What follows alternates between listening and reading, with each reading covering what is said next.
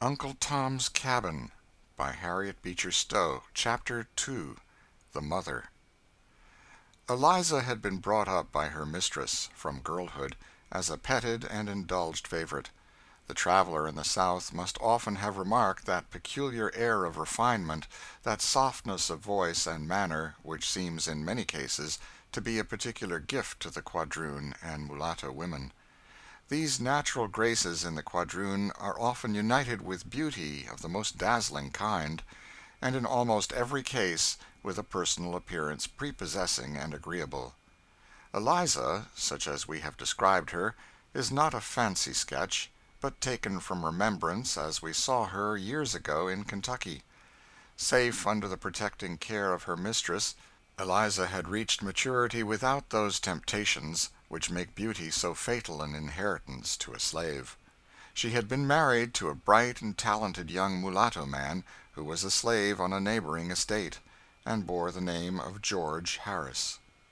This young man had been hired out by his master to work in a bagging factory, where his adroitness and ingenuity caused him to be considered the first hand in the place.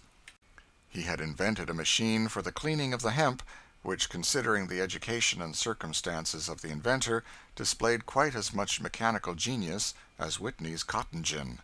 Note: a machine of this description was really the invention of a young colored man in Kentucky. Mrs. Stowe's note. He was possessed of a handsome person and pleasing manners, and was a general favorite in the factory. Nevertheless, as this young man was in the eye of the law not a man but a thing, all these superior qualifications were subject to the control of a vulgar, narrow-minded, tyrannical master. This same gentleman, having heard of the fame of George's invention, took a ride over to the factory to see what this intelligent chattel had been about.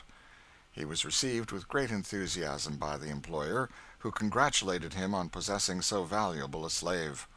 He was waited upon over the factory, shown the machinery by George, who, in high spirits, talked so fluently, held himself so erect, looked so handsome and manly, that his master began to feel an uneasy consciousness of inferiority. What business had this slave to be marching round the country, inventing machines, and holding up his head among gentlemen? He'd soon put a stop to it. He'd take him back and put him to hoeing and digging, and see if he'd step about so smart. Accordingly, the manufacturer and all hands concerned were astounded when he suddenly demanded George's wages and announced his intention of taking him home. "But, Mr. Harris," remonstrated the manufacturer, "isn't this rather sudden? What if it is? Isn't the man mine?" "We would be willing, sir, to increase the rate of compensation." "No object at all, sir. I don't need to hire any of my hands out, unless I've a mind to." "But, sir, he seems peculiarly adapted to this business." "Dare say he may be. Never was much adapted to anything that I set him about, I'll be bound." "But only think of his inventing this machine," interposed one of the workmen, rather unluckily. "Oh, yes, a machine for saving work, is it? He'd invent that, I'll be bound. Let a nigger alone for that any time. They are all labor-saving machines themselves, every one of them. No, he shall tramp." George had stood like one transfixed at hearing his doom thus suddenly pronounced by a power that he knew was irresistible. He folded his arms, tightly pressed in his lips, but a whole volcano of bitter feelings burned in his bosom and sent streams of fire through his veins.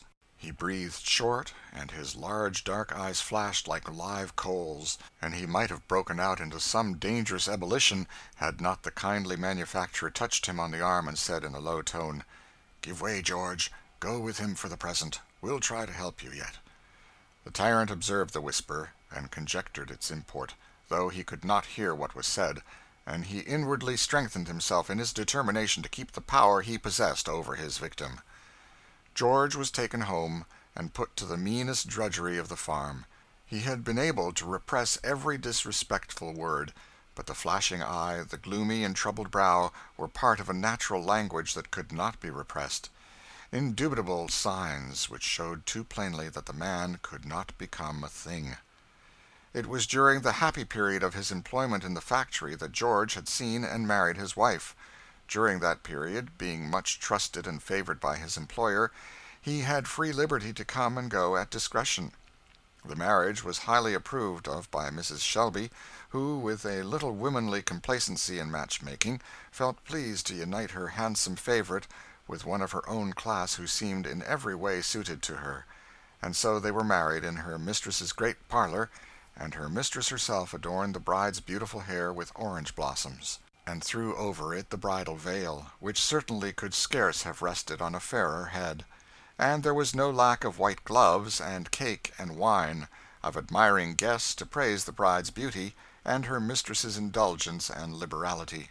For a year or two Eliza saw her husband frequently, and there was nothing to interrupt their happiness except the loss of two infant children, to whom she was passionately attached, and whom she mourned with a grief so intense as to call for gentle remonstrance from her mistress, who sought, with maternal anxiety, to direct her naturally passionate feelings within the bounds of reason and religion. After the birth of little Harry, however, she had gradually become tranquilized and settled, and every bleeding tie and throbbing nerve, once more entwined with that little life, seemed to become sound and healthful, and Eliza was a happy woman up to the time that her husband was rudely torn from his kind employer and brought under the iron sway of his legal owner.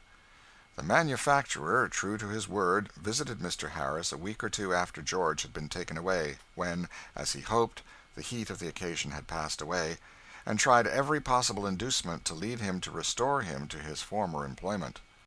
"You needn't trouble yourself to talk any longer," said he, doggedly. "I know my own business, sir." "I did not presume to interfere with it, sir. I only thought that you might think it for your interest to let your man to us on the terms proposed." "Oh, I understand the matter well enough. I saw your winking and whispering the day I took him out of the factory. But you don't come it over me that way. It's a free country, sir. The man's mine, and I do what I please with him. That's it." And so fell George's last hope. Nothing before him but a life of toil and drudgery, rendered more bitter by every little smarting vexation and indignity which tyrannical ingenuity could devise. A very humane jurist once said, "The worst use you can put a man to is to hang him." No, there is another use that a man can be put to that is worse. End of chapter 2.